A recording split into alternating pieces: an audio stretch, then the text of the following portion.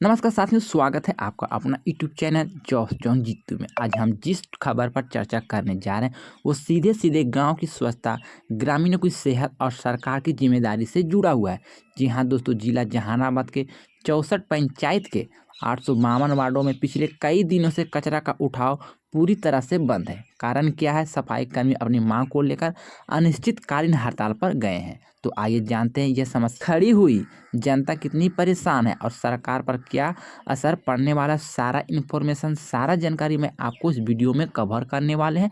लेकिन उससे पहले मैं आपसे छोटी सी रिक्वेस्ट करेंगे कि अगर आप लोग चैनल पहली बार जुड़ गए हैं तो चैनल को सब्सक्राइब कर लीजिएगा। वीडियो पसंद आएंगे तो वीडियो को लाइक कीजिएगा, वीडियो को शेयर कीजिएगा, क्योंकि इस चैनल के माध्यम से लोक स्वच्छता पर्यवेक्षक, स्वच्छता कर्मी को लेकर कोई भी जानकारी, कोई भी अपडेट आते हैं तो आपको सबसे पहले बताने का काम किया जाता है। चाहे जैसा भी न्यूज़ बड़ा हो या छोटा हो, लेकिन कुछ यूट्यूबर है जो हमारे ही न्यूज़ को अपने यूट्यूब पर चला देते हैं। खैर छोड़िए, जो जिसकी समझदारी है वो जो वो करते हैं।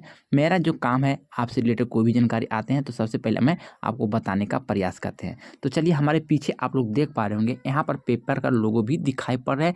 इसी पे जानकारी मैं आपको बताने वाले हैं। यहाँ पर पूरा डिटेल से दिया गया है क्योंकि वीडियो बहुत ही छोटा होने वाला है। तो चलिए, पूरी जानकारी मैं आपको पढ़ के सुना देते हैं। तो दोस्तों, पहले केवल शहरों में कचरा उठाव करने की व्यवस्था थी, लेकिन स्वच्छ भारत मिशन और लोहिया स्वच्छ बिहार योजना फेज 2 के तहत गांव में डोर टू डोर कचरा उठाने का काम भी शुरू किया गया।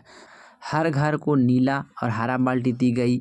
नीला बाल्टी में सूखा कचरा और हरा बाल्टी में गीला कचरा। शुरुआत में व्यवस्था बड़े धूमधाम से शुरू हुई। गाड़ियां में सफाई कर्मी घर घर जाकर कचरा उठाते थे। ग्रामीण को भी लगा कि गांव शहर की तरह साफ रहेंगे। लेकिन साथियों, यहाँ पे सब कुछ उल्टा देखने को मिला है। यानी सितंबर से ये समस्या उत्पन्न हो गई है, क्योंकि यहाँ पर उन सभी का मांग जो है कि हम सभी का मानदेय बढ़ाया जाए और सेवा का अवधि बढ़ाया जाए। इसी को लेकर इन सभी लोग ने बहुत ज़ोर से आंदोलन शुरू कर दिया है, जो कि पटना में कुछ दिन से धरना पर भी बैठे हुए हैं। तो दोस्तों, रिपोर्ट के अनुसार 1 सितंबर 2025 से कचरा उठाव पूरी तरह से बंद कर दिया गया है। कारण यह है कि सफाई कर्मी और सुपरवाइजर दोनों ही हड़ताल पर गए हैं। वजह है, पिछले 4 महीने से वेतन और मानदेय का भुगतान नहीं हुआ है। सरकार की गाइडलाइन बदलने में काम का बोझ बढ़ा, लेकिन सुविधा वही रही। पहले हर वार्ड में 2-2 सफाई कर्मी थे, बाद में संख्या घटकर 1-1 कर दी गई। सफाई कर्मी कहते हैं कि हम काम करते हैं, लेकिन वेतन महीने तक अटका रहता है। 4-4 महीने का तक पैसा ना मिलने से घर चलाना काफ़ी मुश्किल हो जाता है। सुपरवाइजर भी कह रहे कि मानदेय ना मिलने से हमें भी परेशानी का सामना करना पड़ता है। इस बार सभी ने मिलकर अनिश्चितकालीन हड़ताल पर शुरू कर दी गई, यानी हड़ताल पर भी गए हैं। नतीजा निकला कि गांव में कचरा उठाव पूरी तरह से ठप हो गया। गांव की गलियां, जगह जगह कचरे का ढेर। बारिश के मौसम में गंदगी, मच्छर मक्खी दुर्गंध फैल गई। बीमारियां का खतरा, डेंगू, मलेरिया, टाइफाइड। ग्रामीण मजबूरन में घर के बाहर कचरा डाल रहे हैं या फिर खेत खलिहान में फेंक रहे हैं। महिलाएं और बच्चे सबसे ज़्यादा प्रभावित भी हो रहे हैं। बच्चे की सेहत और घर का माहौल दोनों बिगड़ता जा रहा है। साथियों, सरकार की नीति और ज़मीनी हकीकत क्या है? यानी योजना कागज पर बहुत सुंदर थी। हर पंचायत में स्वच्छता पर्यवेक्षक की नियुक्ति की गई। हर वार्ड में स्वच्छताग्राही किया गया। लोगों को बाल्टी बांटकर वहां पर दिया गया और गांव को भी स्वच्छ भारत मिशन से जोड़ा गया। लेकिन असली समस्या आई भुगतान की। जब महीनों तक मानदेय नहीं मिलेगा तो कोई भी काम नहीं करेगा। गाइडलाइन बदलकर काम का बोझ बढ़ गया, लेकिन वेतन नहीं बढ़ाया गया।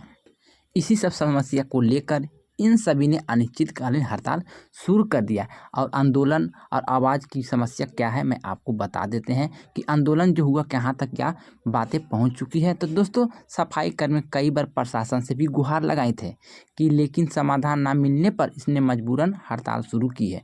यानी बहुत सारे कर्मी, आप लोगों को भी पता है कि जिला और ब्लॉक में भी इस पर आवाज़ उठाई गई थी, लेकिन वहाँ से कोई समस्या का समाधान नहीं मिला। तो लास्ट में ये बड़ा कदम सभी स्वच्छता पर्यवेक्षक, स्वच्छता कर्मी ने उठाई।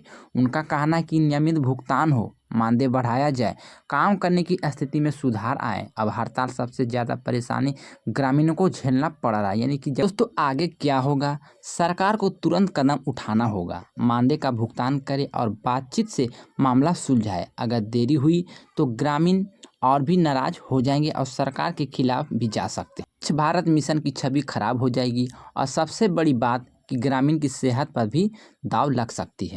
कागज़ पर योजनाएं बनती है, प्रचार होती है, लेकिन जब काम करने वालों को ही पैसा ना मिले तो कैसे चलेगा ये सारा काम। हमारी अपील है कि सरकार जल्द से जल्द सफाई कर्मी की मांग पूरी करे ताकि गांव में कचरा उठाव फिर से शुरू हो सके। आपसे निवेदन है कि इस वीडियो को शेयर करें ताकि यह आवाज़ मुख्यमंत्री और प्रशासन तक पहुंचे, क्योंकि स्वच्छता पर्यवेक्षक स्वच्छता कर्मी जिस मांग को लेकर यहाँ पे अड़े हुए हैं, सरकार इस पर जल्द निर्णय लेनी चाहिए। क्योंकि दोस्तों स्वच्छता सिर्फ कचरे का मुद्दा नहीं है, यह गांव की सेहत और हर परिवार की सुरक्षा का सवाल है। इसमें आप सभी का मांग है कि लोहिया स्वच्छता पर्यवेक्षक है तो उनका मानदेय कम से कम 20,000 रुपया प्रति माह मिलनी चाहिए। अगर आप लोहिया स्वच्छता कर्मी हैं तो कम से कम आपको 10 से 12,000 रुपये प्रति माह मिलेंगे, तभी जाकर ये हड़ताल हट सकते हैं, नहीं तो ये और भी आंदोलन उग्र हो जाएंगे। तो साथियों ये छोटी सी जानकारी निकल कर आ रही थी जो मैंने पेपर में दिया गया था, मैं वो सारा जानकारी आपको यहाँ पे डिटेल से बता दी है। फिर भी अगर कोई जानकारी छूट गए हैं या तो बोलने में हमसे कोई मिस्टेक हो गए हैं तो आप अपना छोटा भाई समझ के क्षमा कीजिएगा। और आप लोग जो बताइएगा कमेंट में कि ये मांग जो आप सभी का है वो सही है या गलत है, आप लोग भी ये राय दीजिएगा। तो साथियों मिलते हैं इसी तरह से एक और नए वीडियो में नई अपडेट के साथ। जब तक के लिए goodbye, thanks for watching.